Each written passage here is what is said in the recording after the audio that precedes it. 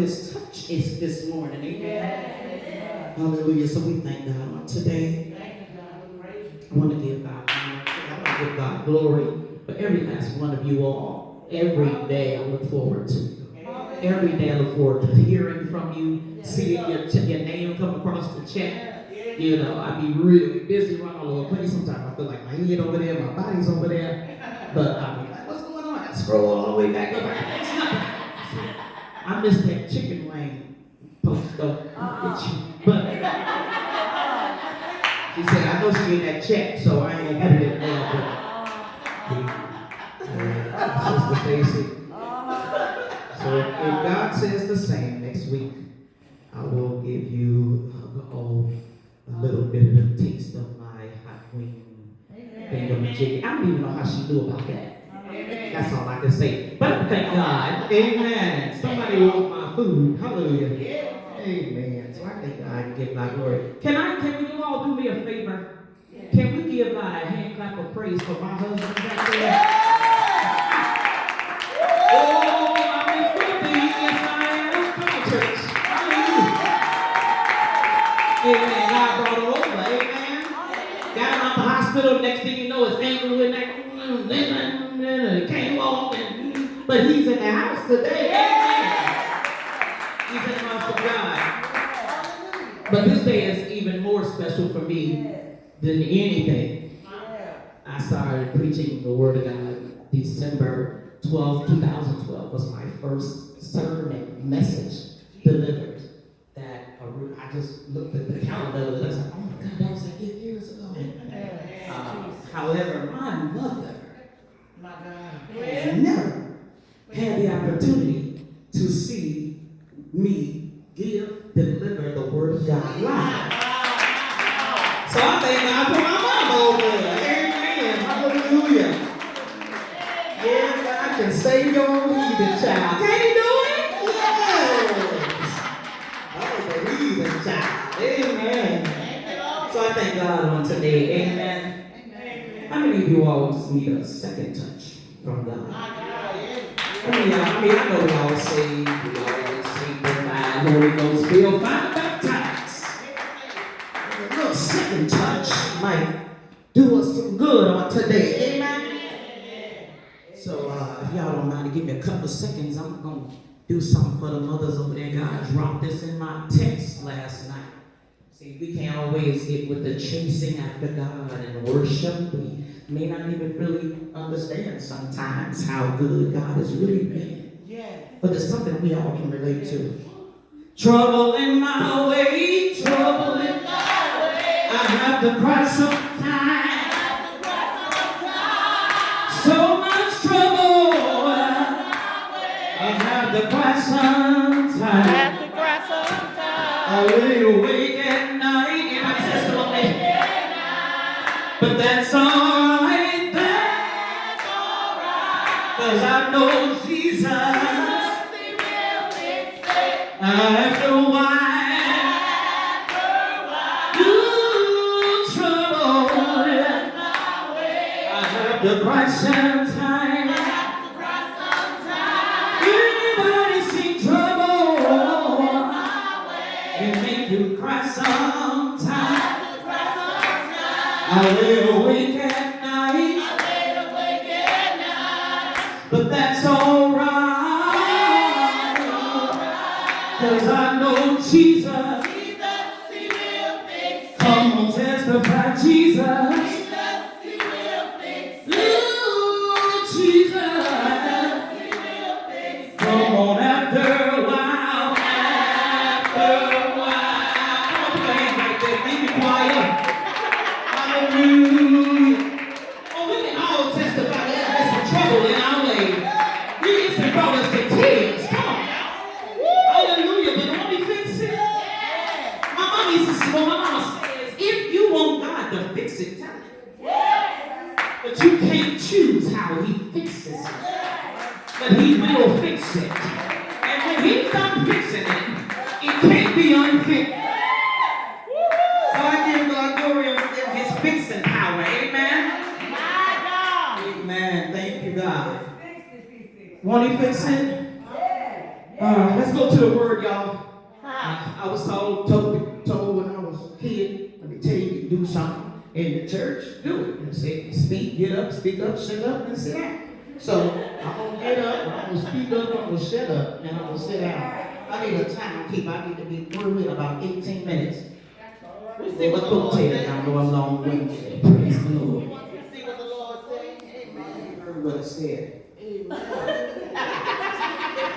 Speak, Lord. I'm hungry, church. Come on now. I need the word. I want to eat it, and I'm going home. Hallelujah. Speak, Lord. Give God his glory. Let me have it. Can you go with me to Mark, the 8th chapter? Say, I didn't bring my glasses. Oh, no. That's good. You all right? Want these? No, yeah, no. 8th chapter of Mark. We're going to start with the 22nd verse. And then we're going to go all the way down to the 26th verse. NIV would be just fine with me. You ready? Yeah. They came to Bethesda, and some people brought a blind man and begged him to touch him. He took the blind man by the hand and led him outside the village. When he had spit on the man's eyes, and he put his hand on him, Jesus asked, "Do you see him?" He looked up and said, "I see people. They look like sheep." He said what? Let's read that again. I would see what? I see people. They look like sheep trees walking around. Oh, God. Once more, Jesus put his hand on the man's eyes. Hallelujah. Then his eyes were opened, his sight was restored, and he saw everything clearly. Yeah. Jesus sent him home, saying, "Don't even go into the village." My Lord. So read what Jesus did one more time. He sent him where? Home. And told him what? Don't even go into the village. Well, Jesus. May the Lord Yes. add a blessing to the reading of his word. You all may have your seat. Yes, my Lord. May we glorify God with his word. May we be edified by his word. And may the devil be horrified by his word. Amen. Amen. So I got two topics because I understand we got different graphics in here. I want you to get it. Amen. Amen. Amen. So God gave me two topics. Now, first topic is for this side of the church. And that topic is the doctor will see you now. Oh, wow. And for y'all right up in this room right here is run till that. Oh, right. Hallelujah. Run and tell that. Yes. Amen. So let's get into the word, y'all. I cannot deliver it like he packaged it. Yes. Amen. I don't know. Okay, God, here we go. So we're in a season in this particular passage where Jesus is at the height of his career. Yes. Amen. He's healed folk. He's fed folk. He's done all those things, and he's up there, right?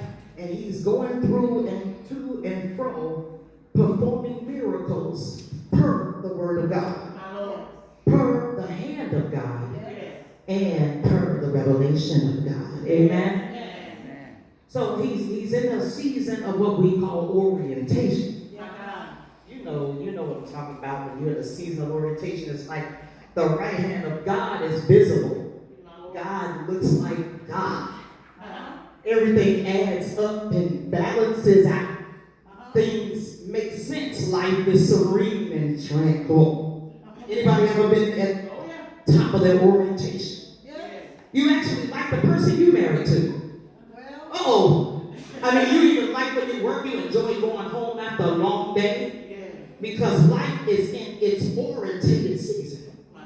It's called a tiptoe through the tulips. And life is dazzling, dancing through the daisies. And it's a rippling run through the roses. It's a scoop of Mama Rachel's homemade vanilla ice. On top of her hot sweet potato pie and a big old glass of what? Red Kool-Aid. I mean, that's tranquil living. Come on, somebody. You know, orientated. When everything looks lined up and God looks sovereign, God is majestic and dependable. He's a keeper and he's a healer. And God has sustained us and he's supported you. Amen? God is holding and he's guarding us and he's helping us. And this is a season of orientation. It's a season where you super duper saved. You're going to heaven anyhow. Yeah. You got a hallelujah in the morning, a thank you Jesus at night. Anybody else I'm talking about? Yeah. You read Genesis for breakfast and Revelation is your midnight. Now, Yeah. I mean it's good. Yeah. But this is not the season of the man in which we're speaking about. He's in a season of visual impairment. He's in a season of disorientation. His reality isn't matching God's resume. He's in a season where things seem topsy-turvy. Have any of you in the service ever been through a season of disorientation? Oh yeah. Oh yeah. Okay, well, I'll tell my own story. Yeah. Big word. When you didn't feel like lifting your hands in worship. Yeah. You don't feel like clapping your hands. They talk about shake your neighbor's hand. You looking like, y'all better be glad I even showed up today. Yeah. I'll be honest, I don't practice line. I'm going to tell you the truth. Because I almost stayed in bedside Baptist with Pastor Pillow and First Lady Down Goose, cuz. There's a season and things don't seem to make no sense. That's right. I don't know about y'all, but I've been in a season even recently where things just didn't make no sense. Yeah. I know God, and this mess does not match God's resume. They say he's a keeper, but you feel like you're falling apart. They say that he was a healer, but your loved one is dying of cancer. They said that he's a way maker, but you feel stuck. Come on, somebody. They said that he's a provider, but your bank account keeps getting lower and lower. And lower. What happens when you arrive at the season of disorientation and you can't see? I mean, you attach yourself to people and things that look, feel, and smell like God. Come on, church. But nothing seems to keep you from running into that doorknob. Come on, brother, you just dropped the bars. You heard that. Nothing seems to keep you from falling in the river. You keep bumping your head every time you get up. You end up in the middle of the road, and now you're in people's way. Come on, Jesus. In other words, your spiritual blindness is not just in your way, you're now in everybody's way. I don't know if y'all can really see it, but I can. Oh yeah. See, this is the life of this disorientated blind man. Folks sick and tired of you, and they now talking about you. You get on their nerves, and they hear that the optometrist has finally arrived in the city. Jesus is at the height of his career, and he's entering into a town that he's visited before. Y'all got to learn when to shout. He's entering a town that he's been to before. Y'all need to know he's not a stranger in Bethesda. Come on now, he's been there before. He's not coming by himself either. He's from the hometown that Pete, Drew, and Phil is from. Right? Peter, Andrew, and Philip was from. Church, read the Bible. They heard that they are hanging out with this guy who people say has found this medical breakthrough for the blind. Some people say he's a wine bibber that changed water into wine. Even some folks say he's the brown noser, but he healed the paralytic. Come on, somebody. You know the guy that robbed the little boy in the play area for his lunch of 2 fish and 5 loaves of bread, and he turned around and fed 5,000 the first week and 4,000 the next. Come on now, you know who I'm talking about. The illusionist who walked on the water and the grave robber that raised Lazarus from the dead. You know I'm talking about, that dude. That guy. This is who they are leading this man to. A group of towners are walking and talking this man into seeing this optometrist. They are taking this visually impaired, disoriented man to the entrance of the town to Jesus. I assume they want him out of the way. Go see the doctor. They tell him, sit there until you've been called. Those folks sick and tired of leading you around. I can imagine saying,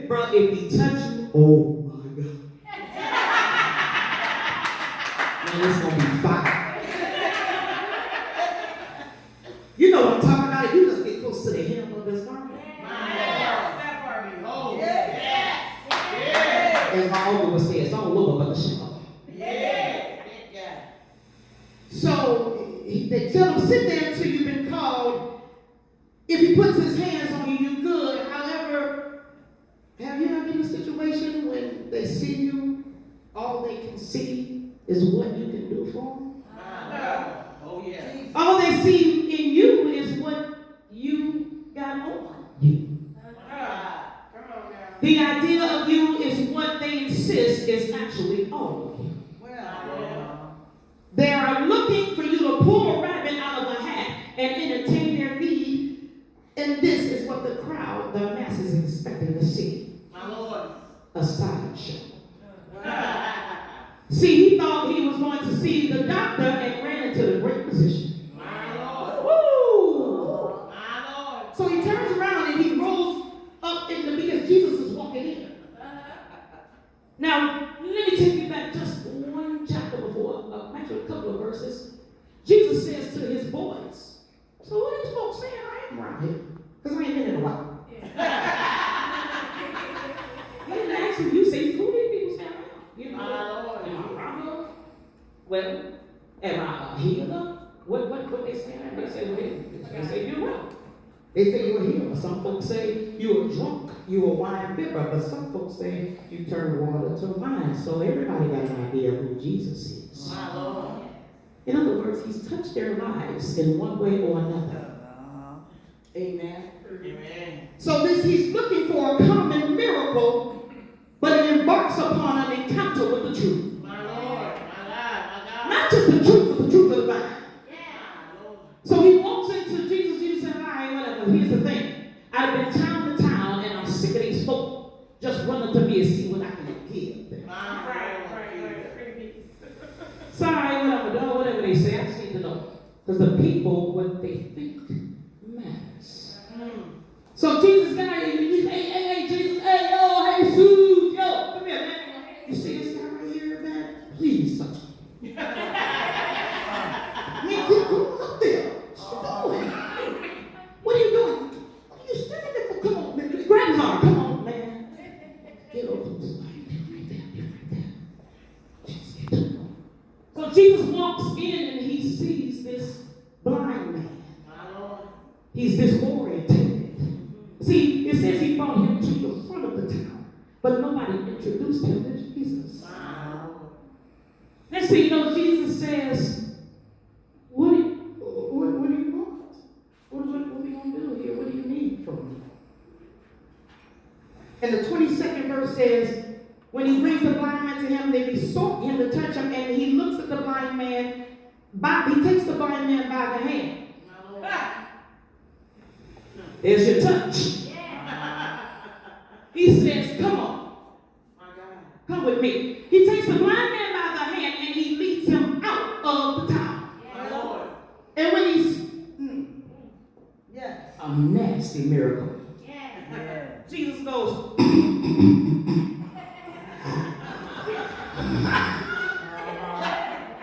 you now come on, we reality, can you imagine what's going through this man's mind? He like, what they have set me up for. This Negro is not proper. Please tell me he ain't.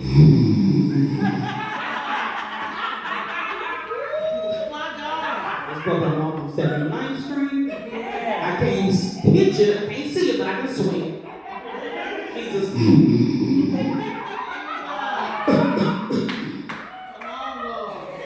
Ranch back and go. That was funny. Because it would have been funnier than me. And the man's eyes instantly opened. That's what the word says. And he put his hands on the man. Jesus. And he says, what do you see? Lord. My God. Or not? He pulled the rabbit out the hat. But if we go back just a tad little bit, where he takes the man by the hand and leads him out of town. There's a semicolon. It's a whole lot they ain't told you. My Lord. Anybody here English major? I ain't English major, but I can read. Amen. He said, that's an English major. He said, there's a colon there, not a comma. Hey, God, there's a semicolon. And he spits. And when he spits on his eyes, he puts his hand on him and he says, what do you see? He says, he looked up. And he says, I see men. Natural men. But they look like trees walking. Y'all ain't ready to shout. The first touch will open your eye. My Lord. Jesus says, good, that's good. He's like, that's good. How does this man know what a tree is if he's never seen it before? That's it. How would he know what men look like if he's never seen it? That's it. He had a touch before because Jesus had been there before. My Okay, God. I'm going to talk about me then. So then he looks up and he says he's walking like trees. And after that, he puts his hand on him again. My Lord. And his eyes, he touched him and made him look up again. And he was restored. Come on, church. Where my shoulders at? He was restored from the second touch in a way that he never expected in the first. See, he went looking for an optometrist. And he ended up with the almighty position. He went looking for the man to push him forward, but he found the author and the finisher of his faith. You need a second touch. He went looking for the Messiah and the healer, and he found the great I am. Sometimes it takes a second touch. He went looking for food, and he went looking to be restored, and he found the bread of life and the Son of God.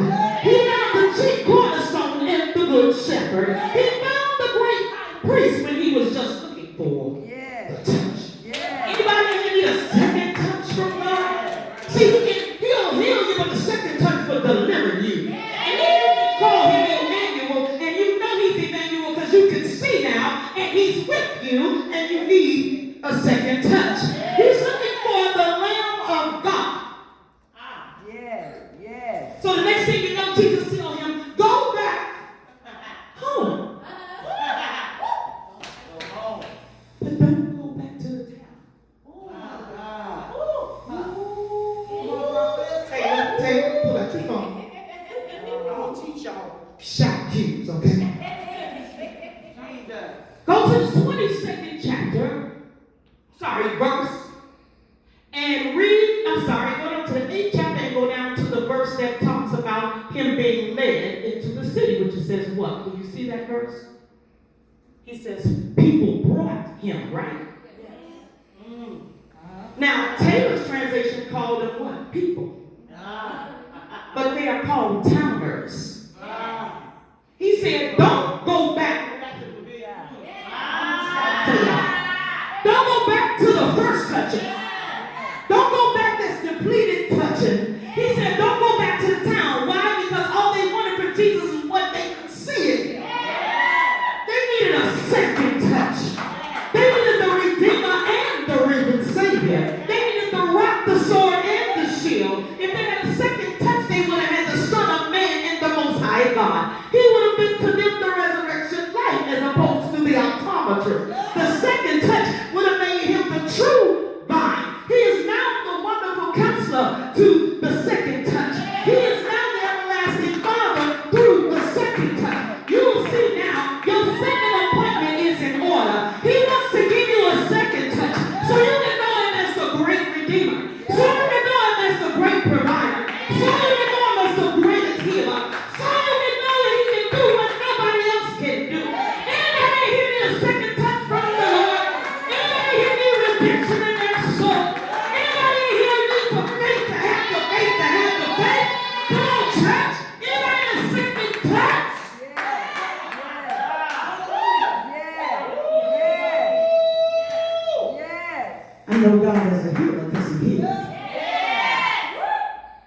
God is a deliverer because he delivered me. I know God is a redeemer because he redeemed me. Hallelujah, somebody. Anybody here want a second touch from the Lord? Anybody here just desire to feel a little bit more of him?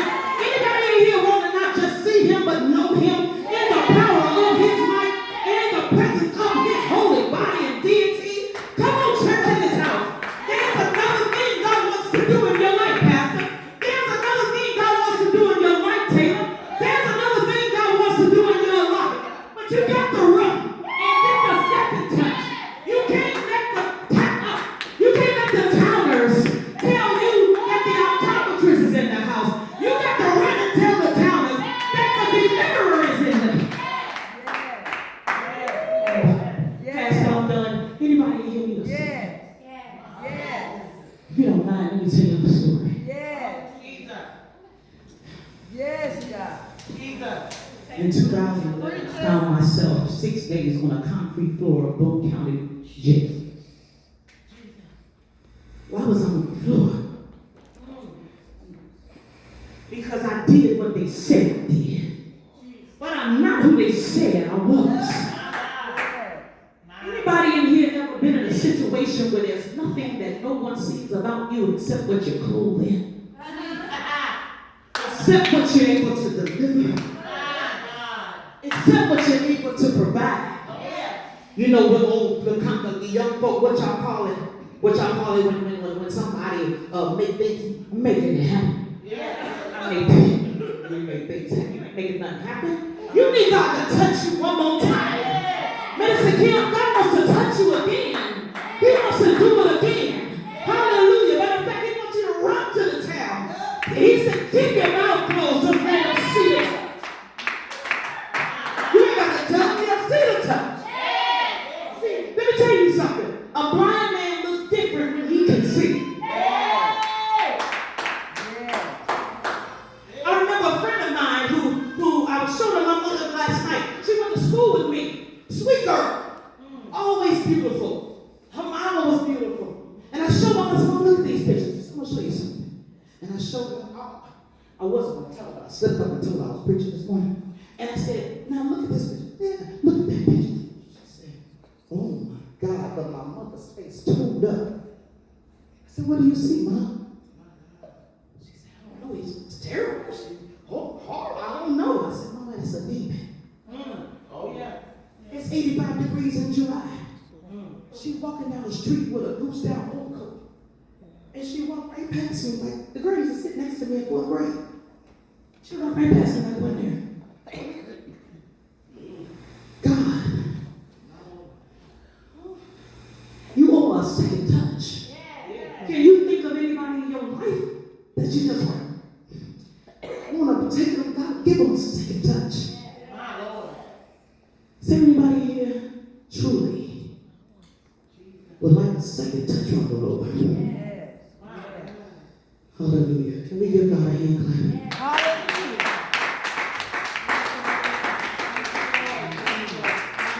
Pastor, thank you for the opportunity to share the word of God in which he revelates it to me. Pastor, we're so connected. I like that. Y'all can understand something. I got sisters. And I'm a big sister and a little sister. So I know what it's like to need and to want and to have and to feel. Pastor, thank you for being that person. Thank you for showing me that person. I had no idea until this morning she was bringing the oil. I never told her what I was preaching about. But today, God wants to give you a second touch. He wants to be the great redeemer, not just the great provider. Y'all know God, he's the God of LG&E. Come on now. He's not the God of LG&E. He's the God that will make your name LG&E. A second touch. Anybody created need a second touch? I'm just telling you, we live in this world every day. Hallelujah. So Pastor, I think he was coming. And I don't know what you want to do with the oil, but I already feel the leading of the Lord and the Holy Ghost. Amen.